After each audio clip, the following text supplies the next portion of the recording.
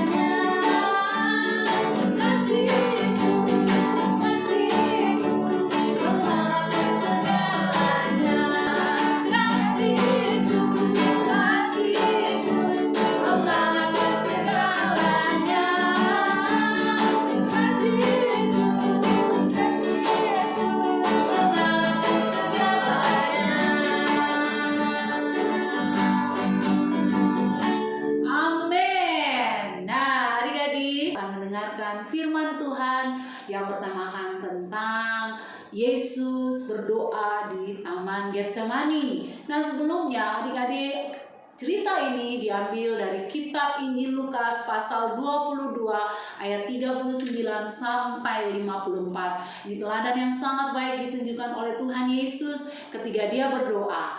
Mari sebelumnya kita nyanyikan sebuah lagu yang mengatakan ajar bersembahyang.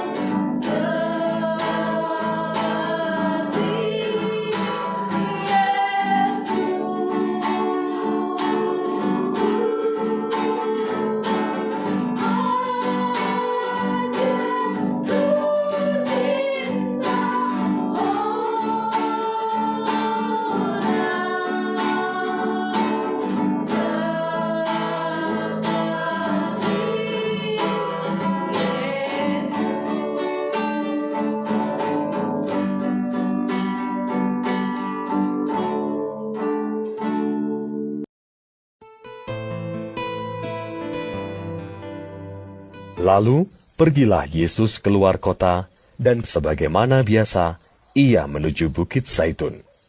Murid-muridnya juga mengikuti dia. Setelah tiba di tempat itu, ia berkata kepada mereka, "Berdoalah, supaya kamu jangan jatuh ke dalam pencobaan. Kemudian ia menjauhkan diri dari mereka, kira-kira sepelempar batu jaraknya. Lalu ia berlutut dan berdoa, katanya, Ya Bapakku, jikalau engkau mau, ambillah cawan ini daripadaku. Tetapi bukanlah kehendakku, melainkan kehendak-Mulah yang terjadi. Maka seorang malaikat dari langit menampakkan diri kepadanya untuk memberi kekuatan kepadanya. Ia sangat ketakutan dan makin bersungguh-sungguh berdoa. Peluhnya menjadi seperti titik-titik darah yang bertetesan ke tanah. Lalu ia bangkit dari doanya dan kembali kepada murid-muridnya. Tetapi ia mendapati mereka sedang tidur karena duka cita. Katanya kepada mereka, Mengapa kamu tidur?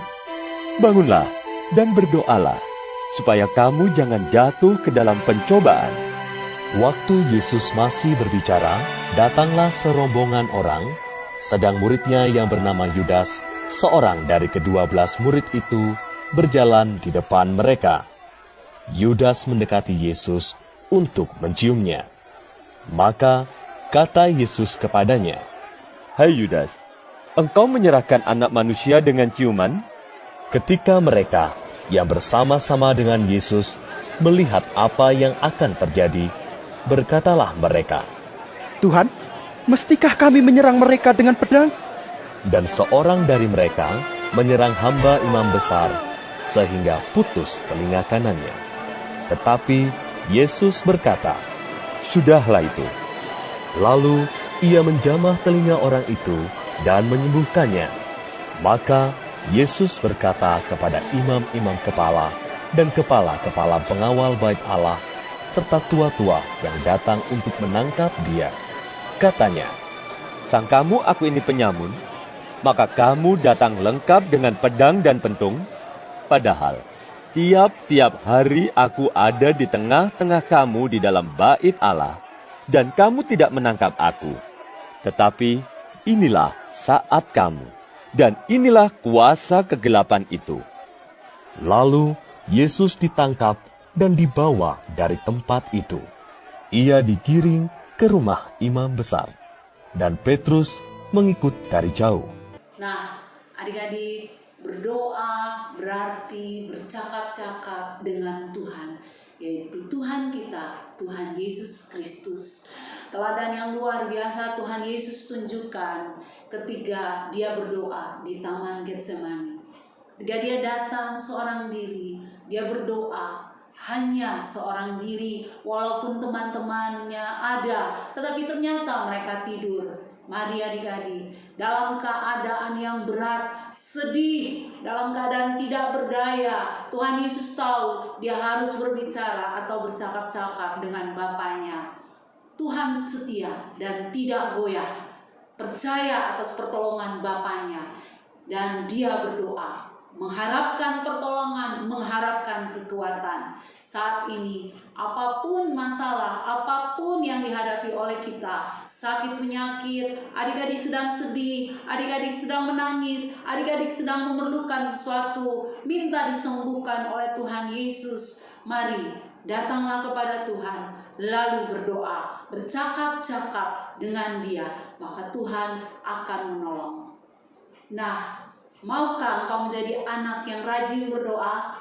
Mari adik-adik, kita berdoa bersama-sama. Kita minta pertolongan dari Tuhan Yesus sehingga kita menjadi anak-anak yang rajin berdoa. Mari kita berdoa. Bapa di surga, kami percaya Engkau baik buat kami. Engkau sudah menunjukkan teladan yang luar biasa. Ketika Tuhan Yesus Engkau berdoa di Taman Getsemani, Tuhan tolong kami supaya menjadi anak-anak yang suka berdoa, yang suka berbicara dengan Tuhan. Di dalam nama Yesus, saya serahkan hidup saya kepada Tuhan dan minta bimbingan daripada Roh Kudus-Mu untuk menolong saya untuk menjadi seorang pendoa. Di dalam nama Yesus kami berdoa. Haleluya.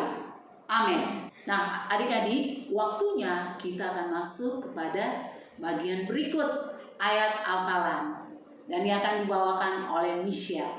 Halo teman-teman, jadi ayat hafalan kita hari ini diambil dari 1 Tesalonika 5 ayat 17. Itu adalah tetaplah berdoa. Sekali lagi, 1 Tesalonika 5 ayat 17, tetaplah berdoa. amin. Tetaplah berdoa. Dan mari kita nyanyikan lagu sebelum kita akan menutup kebaktian ini, ibadah hari ini. Mari kita nyanyikan sebab dia hidup ada hari esok.